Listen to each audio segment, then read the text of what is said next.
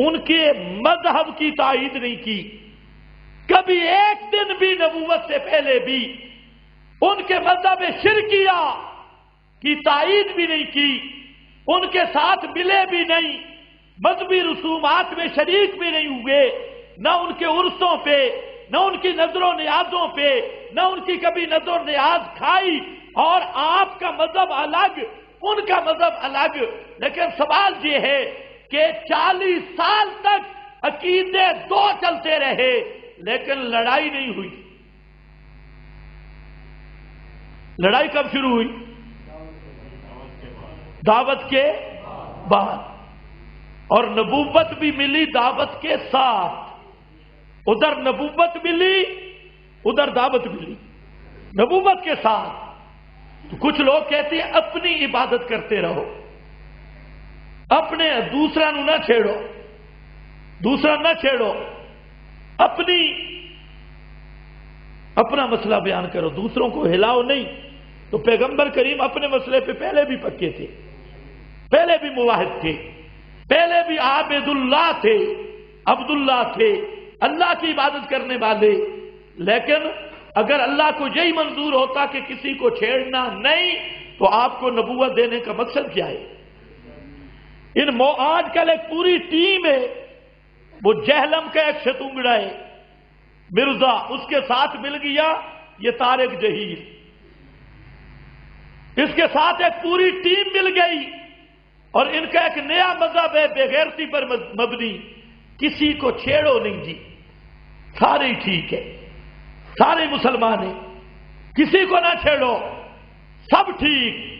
تو میرا گزارش یہ ہے کہ پیغمبر کریم نے ایک دن بھی ان کے مذہب کی تائید نہیں کی، جھگڑا کوئی نہیں۔ جب آپ نے مسئلہ بیان کرنا شروع کیا تو جھگڑا ہوا یا نہیں؟ آج تک وہ جھگڑا چل رہا ہے، جھگڑا ہوا تو معلوم ہوتا ہے۔ اب کوئی کہے کہ پیغمبر کریم نے یہ جھگڑا ڈالا، پیغمبر نے حق بیان کیا، اور جب بھی کوئی حق بیان کرتا ہے تو یہ حق کا مزاج ہے کہ پارٹیاں دو بن جاتی ہے۔ یہ نہیں ہو سکتی کہ ایک ہی پارٹی رہے، تو یا تو یہ کہو حق بیان کرنا چھوڑ دے، اگر حق بیان ہوگا تو پھر حق کی خصوصیات ہے اذا هم فریقان یختصمون، دو پارٹیاں لڑتی ہے، ورنہ حق حق کی نہیں۔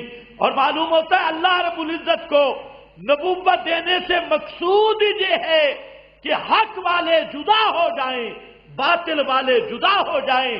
پیغمبر سے مسئلہ بیان کروایا اس لیے کہ اہل حق ایک طرف، اہل باطل ایک طرف، اور پتہ چلے حق والا کون ہے، باطل والا کون ہے، کھوٹا کون ہے، سچا کون ہے، کھرا کون ہے، کذاب کون ہے۔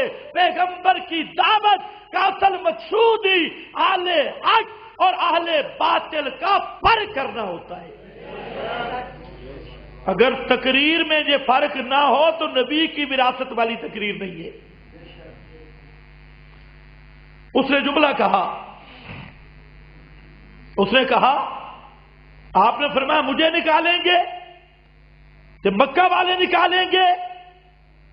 اس نے کہا جی ہاں، بالذی جئت بہ، وہ مسئلہ جو تو لایا ہے یہ مسئلہ ایسا ہے جو بھی بیان کرے قد اودیا، اس کی مخالفت ہوتی ہے، اس کے ساتھ دشمنی ہوتی ہے، لوگ اس کے مخالف بنتی، یہ مسئلے کی فطرت ہے۔ تو فرمایا لما قام عبداللہ، جب بھی کوئی اللہ کا بندہ کھڑا ہوگا اور کھڑا ہوتا ہے اور مسئلہ یہ بیان کرتا ہے کہ رب کے سوا پکاروں کے لائق کوئی نہیں، کوئی نہیں، سارے لوگ اس کے مخالف بن جاتی ہیں۔ لبادا جب گھٹا بناتی ہے ایک، اور دوسرا معنی حضرت شاہ عبدالعزیز محدث دہلوی رحمت اللہ علیہ نے دوسرا معنی کیا، دونوں معنی مراد ہیں، انشاءاللہ میں وضاحت کروں گا۔ اس آیت کا دوسرا معنی کیا اور فرمایا لما قام عبداللہ یدعوہ، جب بھی کوئی اللہ کا بندہ اللہ کو پکارنے والا مواحد، اللہ کا سچا عابد وہ کھڑا ہوتا ہے اور وہ اللہ کی طرف دعوت دیتا ہے، تو جب مر جاتا ہے تو لوگ اس کی قبر پہ اکٹھے ہو کر اسی کو پوجنا شروع کر دیتی ہے۔ کہا تو قریب یکونون علیہ لبدا، ایک بندہ اللہ کی توحید بیان کرتا رہتا ہے، اللہ کا عابد ہے، اور ساری پارٹیاں جب وہ مرتا ہے تو اس کی قبر کو پوجتی ہے اور قبر پہ آ کے اس کو پکارنا شروع ہوتی ہے، قبر پہ رش کرتی ہے، جب گھٹا بناتی ہے اس کو پکارنا شروع کرتی ہے۔ اب میں دونوں معنی اکٹھے کر رہا ہوں، دونوں معنی صحیح ہے۔ عام مفسرین نے جو معنی کیا وہ بھی صحیح، شاہ عبدالعزیز نے جو معنی کیا وہ بھی صحیح۔